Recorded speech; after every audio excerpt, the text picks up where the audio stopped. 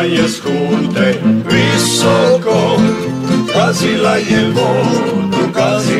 vodu, vodu digla je s hunte visoko, kazila je vodu duboko.